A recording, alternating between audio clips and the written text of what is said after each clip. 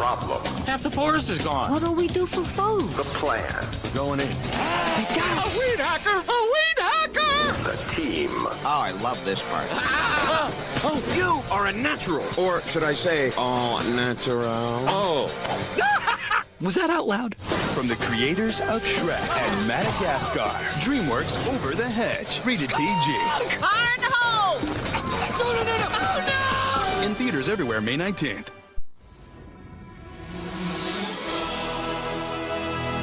Hello, my beautiful people, and welcome back to the Happiest Cast on Earth, the show where we review anything and everything that was somehow released by the Walt Disney Corporation. I am your host, as always, Ryan Johnson. Joining me once again is Ariana Mooney, and today we are on week 2 of the wonderful month of Disney, the theme month where we look at random episodes of the Walt Disney Anthology series. And this week we actually have something very fun because we are looking at a film that, by all definitions, is not a Disney movie, but they did get the license to it and aired it as an episode of The Wonderful World of Disney on ABC. So, fuck you, it counts. That being DreamWorks Animation's feature film, Over the Hedge.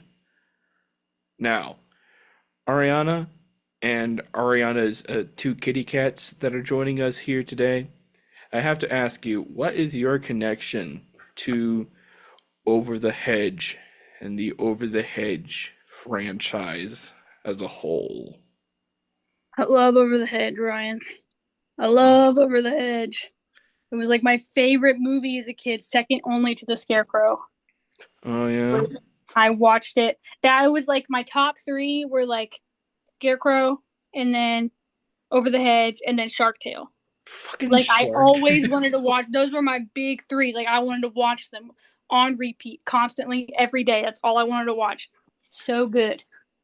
You know, I actually do have a list of Disney ripoffs that I want to incorporate somehow, maybe for April Fool's Day, that I will put into the wheel of names and do randomly. And, you know, one of them is Shark Tale, because it is kind of a ripoff of Finding Nemo, at least in terms of like their fish animated movies released around the same time. Do you know? Oh, I can't remember what it's called. They have like there's a bunch of like Shark Tale and like Nemo ripoffs. But like one of the more popular ones, I can't remember what it's called. It's like this fish look really bad. Like they look stupid. I think it's like a goldfish is the main guy. Is it Finding Jesus? No. But it's one of the, I can't remember what it's called, but it's one of the more like well-known ones. But point is, one of the people, I can't remember which one, but one of the actors in the movie we just did was in that, apparently. I'm Googling Finding Nemo ripoffs right now. Is it Shark Bait? Or The Reef? You know what? Maybe I'm thinking of The Reef, and I'm actually wrong. Because I think I've watched The Reef, and it wasn't that one. Let me see. Oh God, Rob Schneider was in it. You think they would have mentioned if they worked with Rob Schneider?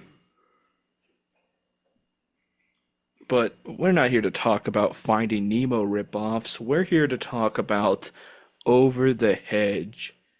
And you know, I am not really in the same boat as you in terms of me enjoying Over the Hedge. This was not one of my favorite movies growing up by any means. Are you saying that you just didn't know it as a kid, or you didn't like it?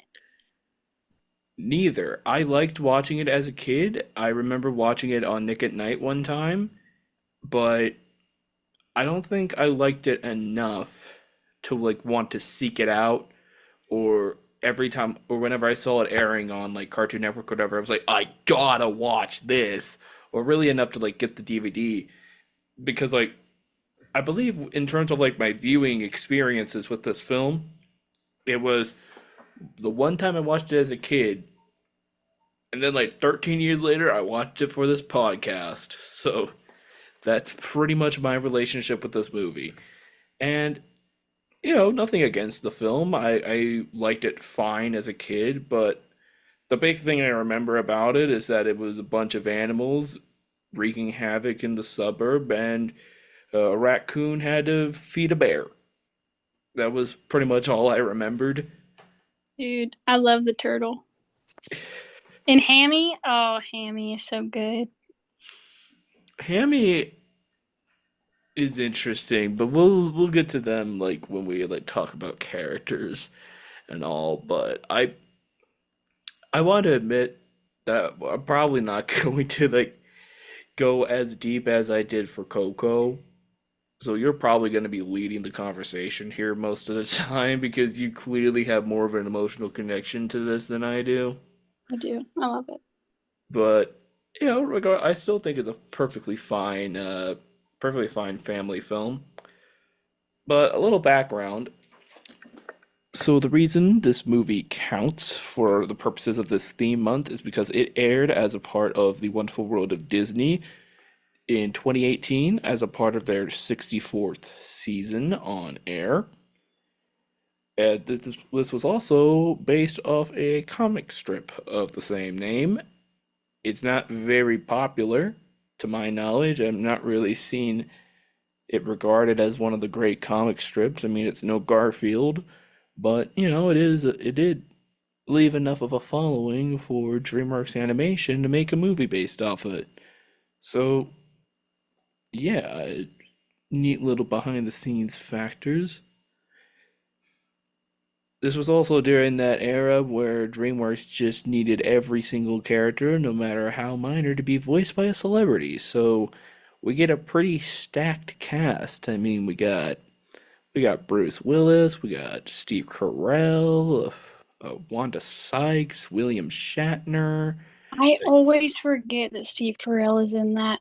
That's because again, where I watched it as a kid, I didn't know any of these people, right? And so like Yeah, even as an adult, I don't really like think about it, but until you say it, and then I'm like, oh yeah, so good. I love it, dude.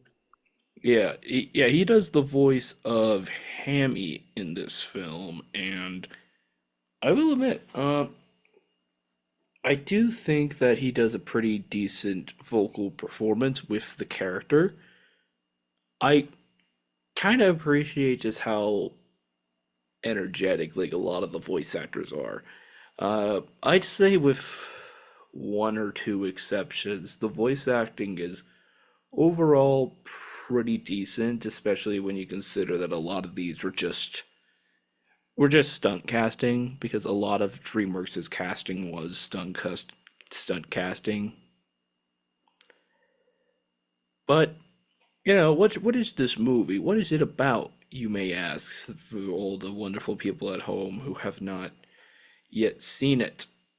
Well, this movie this uh is about this raccoon voiced by Bruce Willis, and basically he's just a hungry little raccoon who just wants to eat.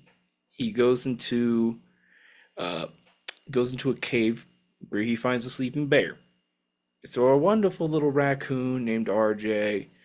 Did I have a little boost of dopamine because the main character and I have the same initials? Maybe, I don't know. But RJ goes into the cave and tries to steal the food, and it's all like name brand products that exist in universe. This movie could have easily gone the route of like Shrek and just get a bunch of like real product placements, but I think the joke is funnier when it's just a bunch of off-brand shit. So it doesn't feel like they're selling out or anything like that. Did Shrek have real products? I thought they did the making fun of it too. Like they like I Yeah. figured they had like the Starbucks, right? But it wasn't. I didn't think it was like actually Starbucks because it's in the middle of fantasy Shrek land. Well, Shrek was kind of pushing it because their like parodies were like on the brink of like blatant product placement because they looked so close to like what they were Yeah, satirizing. like because I said like it wasn't Starbucks, but it looked just like Starbucks. Yeah, So like burger prints, stuff like that. Like to the point, like it's to the point where like you have to squint to notice the difference.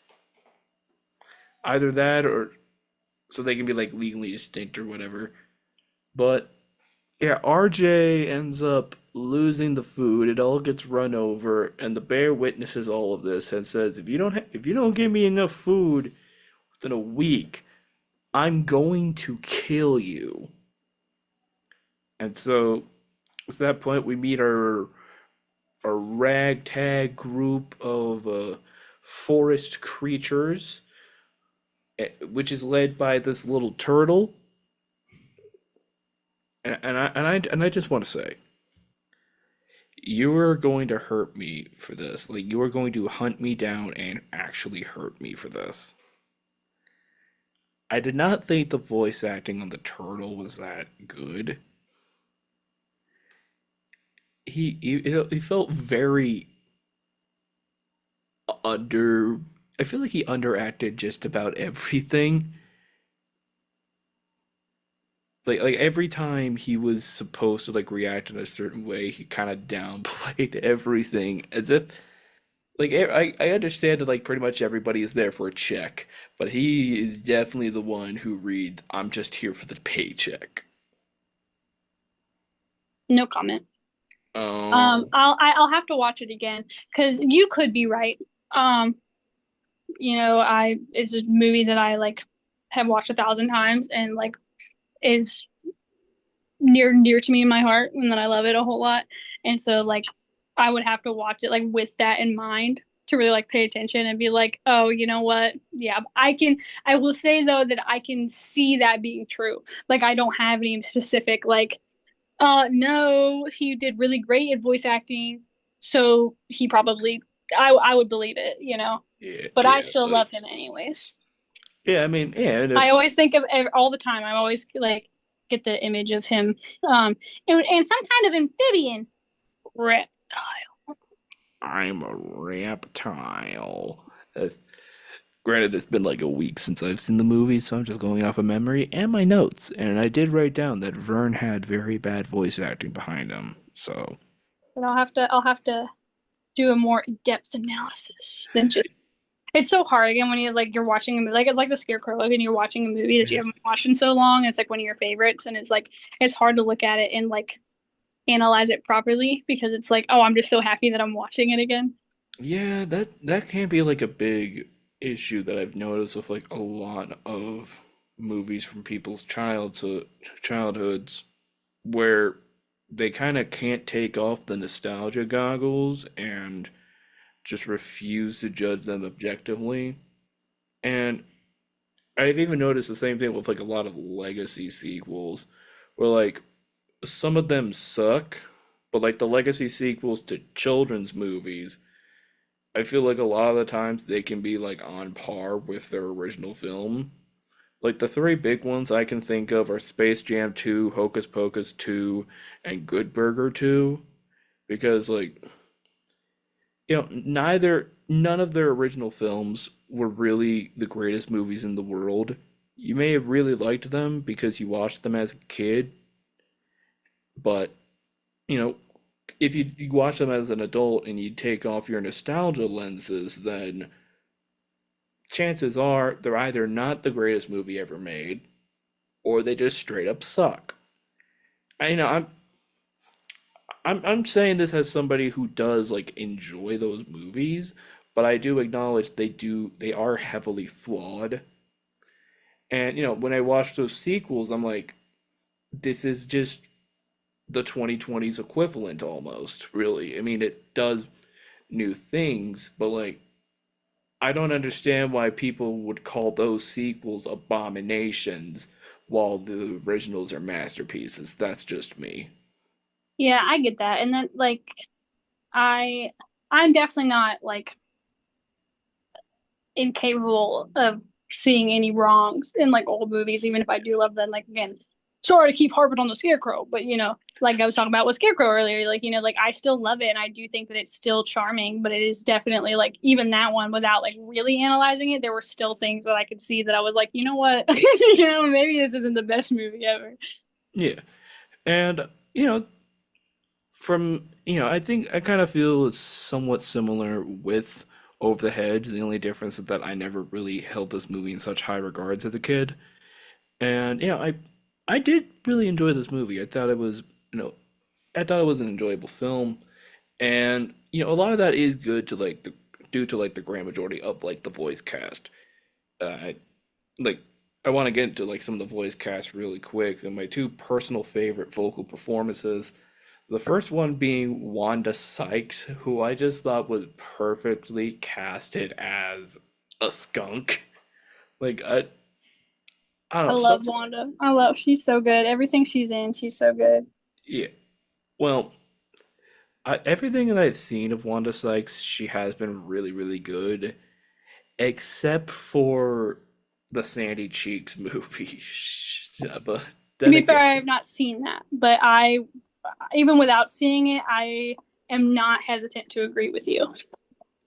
I did an entire video on that on my YouTube channel, so those of you that are listening, you can check that out to hear my full thoughts. But dear God, it's not a good movie, and Wanda Sykes does not have a good performance in it.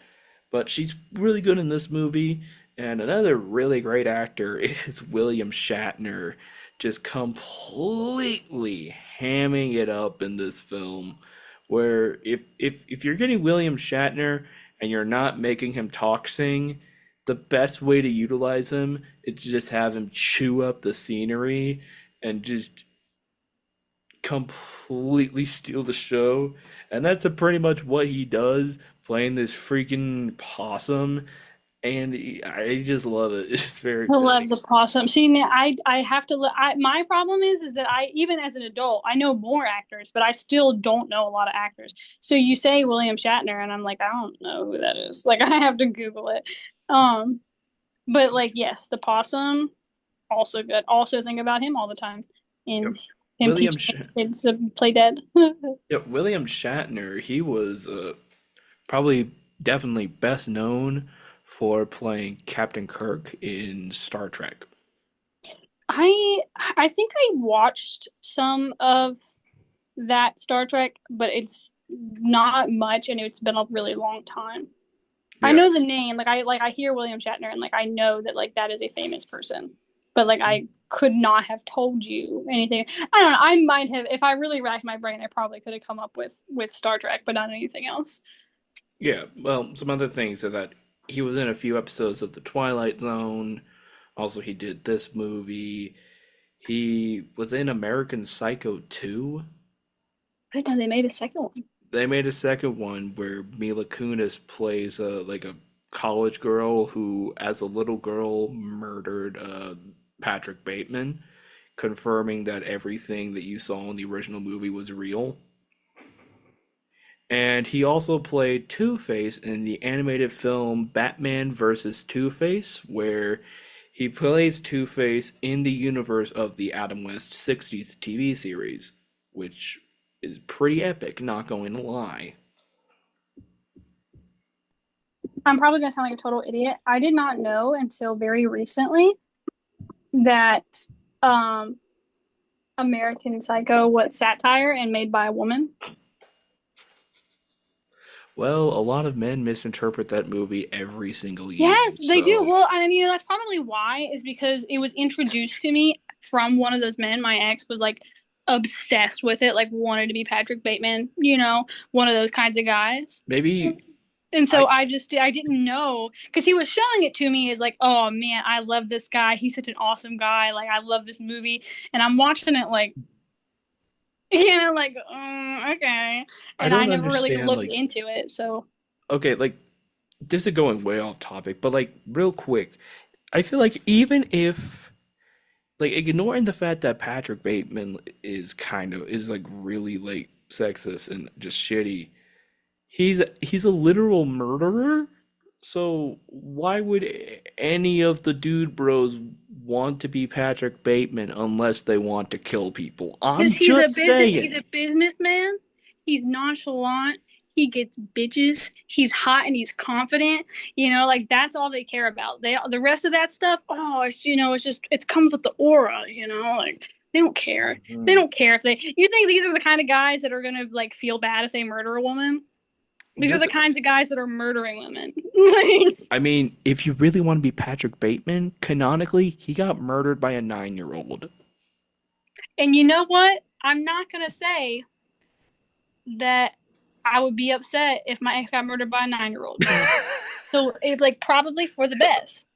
Yes, probably. So back on track. So like the animals, they try to get some food for winter, but they see this mysterious hedge, and then RJ has a wonderful idea after seeing these guys. I'm going to lie to them and say, "Hey, how's about I get food for you from the suburban town?" So right off the bat, I kind of cringed because we I knew for a fact that like I was about to witness probably the most overplayed trope in like the history of film cliches, that being the lion reveal. And yeah, it kind of played it out exactly how it usually does. And it didn't really surprise me with the line reveal. And it's the thing is, the reason like, but the thing is, like, a lot of the reasons why a line reveal happens is so that there's conflict and tension.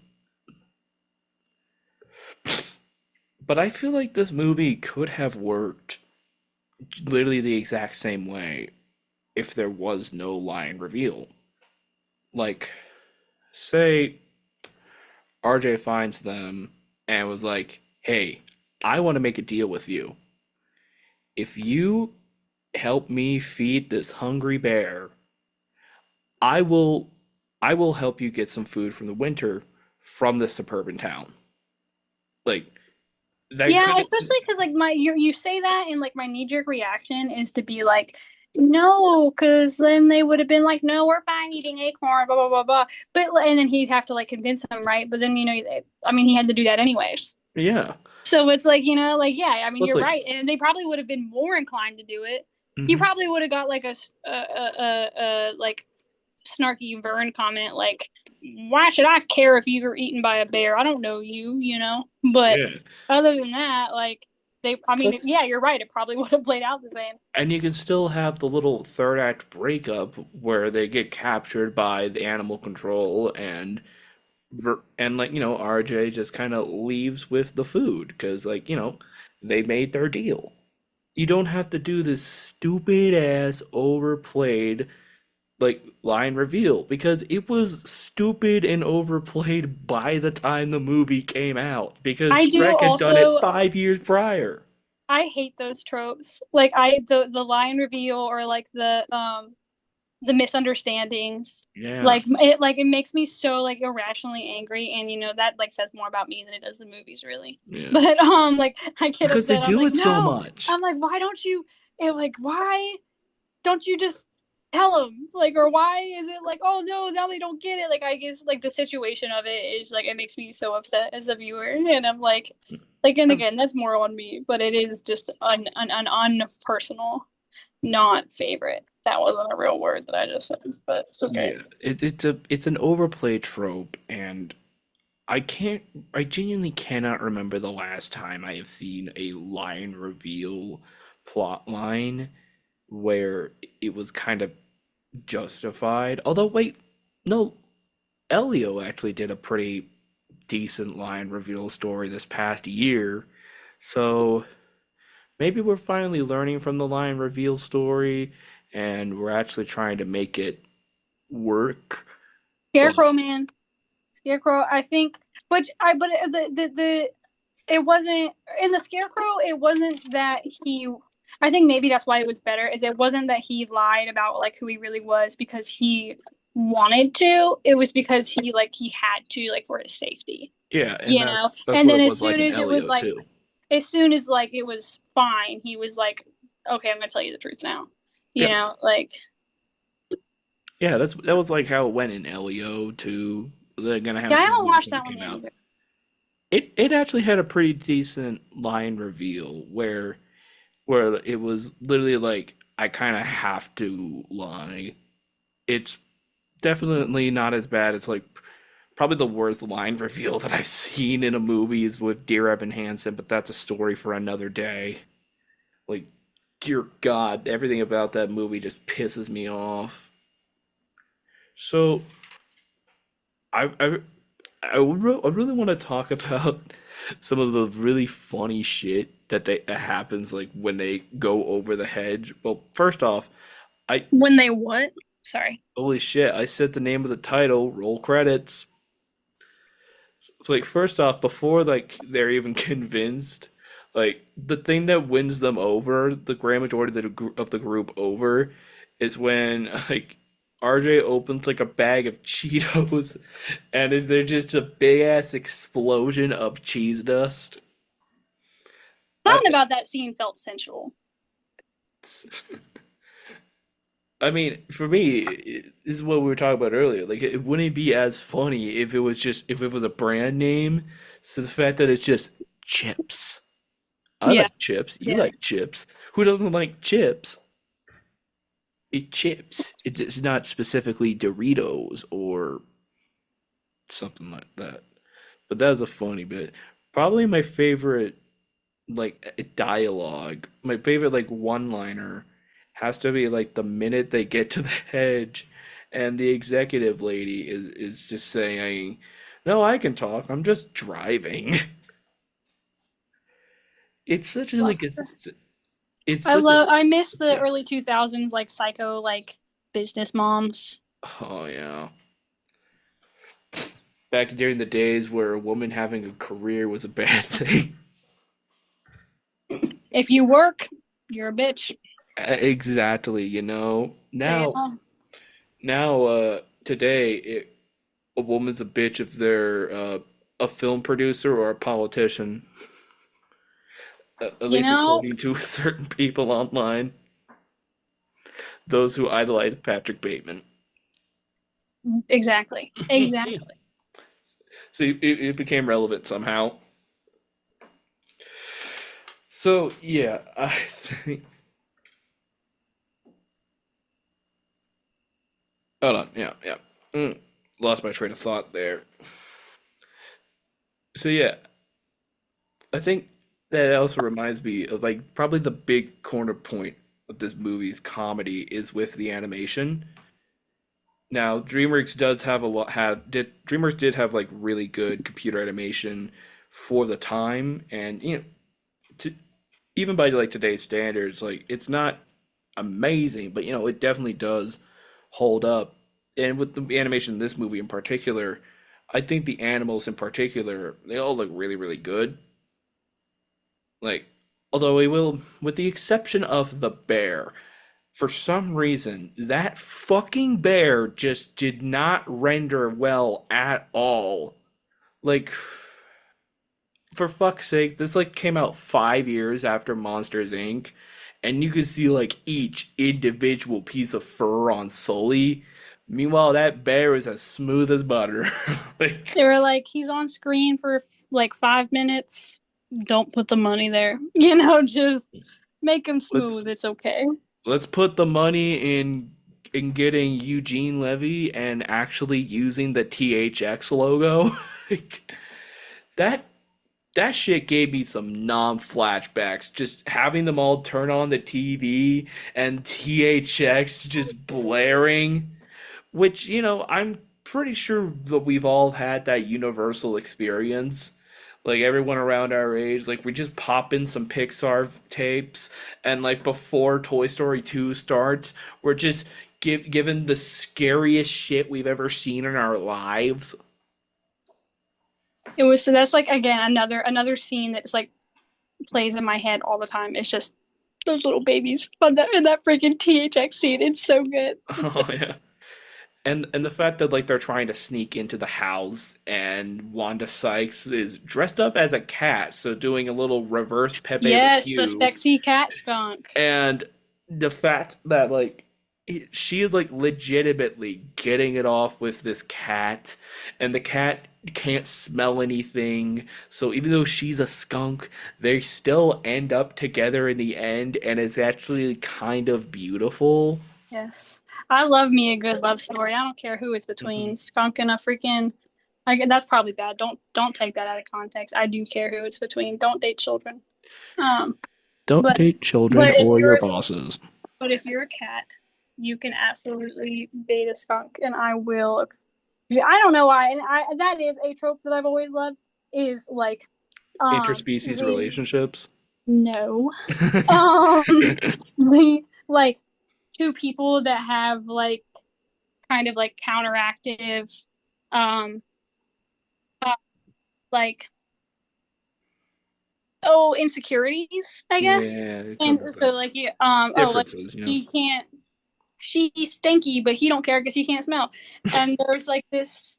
I think it was a short film I watched one time, and it freaking was like this guy was on Tinder or something, sometimes some kind of online. It was not Tinder, so it was old, but it was some kind of online thing. And he was talking to this girl they never met in person before, and they'd only like texted. And he has a really really bad stutter, and so he uses sign language to communicate instead of just trying to talk because it's just so much effort for him to try to talk. And he was scared that his boo thing was going to leave him once she found out.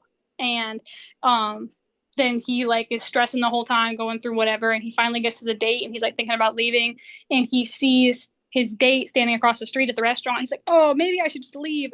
And then he sees her like sign to one of the waitresses No. because she's like deaf, and so it's like it doesn't matter. But Always yeah, I look don't at know, that. stuff like that is always really cute to me. Yeah.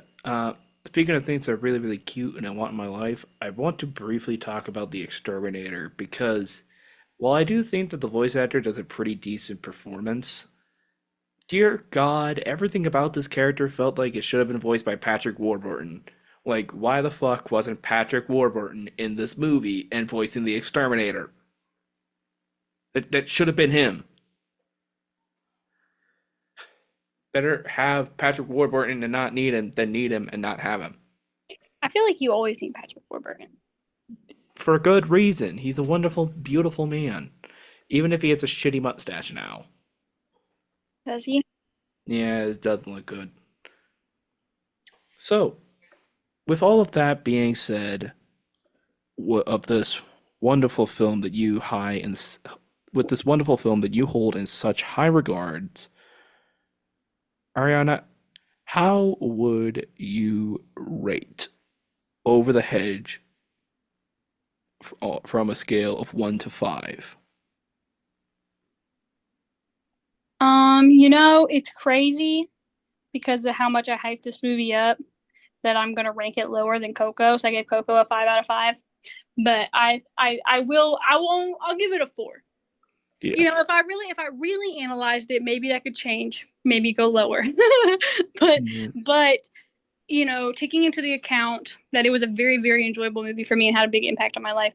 And it was pretty well made for the time, but it also did have some fallbacks that I can acknowledge. Like with Coco, like there was nothing I could think of. Like there was no like animation or story bits or anything like that I was like, that could dock a few points. But with Over the Hedge, no matter how much I love it, yeah, okay, you got a smooth bear, you got some bad tropes, like Yeah. I'll admit that. So yeah, I'd probably give it a 4.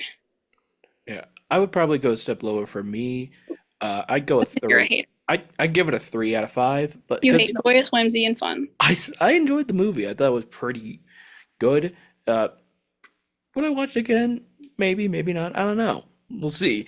But I do really like how this movie definitely tries to be more of a cartoony film. It definitely wants to be more of like a CGI Looney Tunes, Tex Avery type of film, as opposed to like the more realism type that like Pixar or Shrek was doing. So, but I never really thought about that, but they did. They were doing a lot of just like people, yeah, like Yeah, and funny looking people, dude. Have you ever seen how like in Toy Story? I'm pretty sure it was the first one. Like they didn't animate different kids; they just had like copies of Andy. I know, right? It's because they couldn't really do the models. But yeah, Over the Hedge, I thought it was pretty fun. Not gonna lie. But anyway, guys, that will be it for this week's episode of the Happiest Cast on Earth. Ariana, thank you so much for joining me. Do you have anything you'd like to plug? Um, Not really. I don't think. If you're local, come check out Rabbit Hole next month. Come check out Rabbit Hole next month. Indeed, a show that I will be assistant directing, and will also be featuring Ariana acting in it, as well as being the set designer. And please be sure that you subscribe to the YouTube channel of Happiest Cast on Earth and follow the show on Spotify. Hopefully, within the next month or so, I will have my 2025 movie musical ranking on my main channel, Mr. Johnson. And please, please, please, please, like, actually, no bullshit, please. Be sure to join us next week on the Happiest Cast on Earth, where we will return to the radio live, and we will do an episode of the Walt Disney Anthology show that was actually made for the show, that being the first part of the miniseries, The Saga of Andy Burnett, Part 1, Andy's Initiation. But until then, I will see you later. Bye!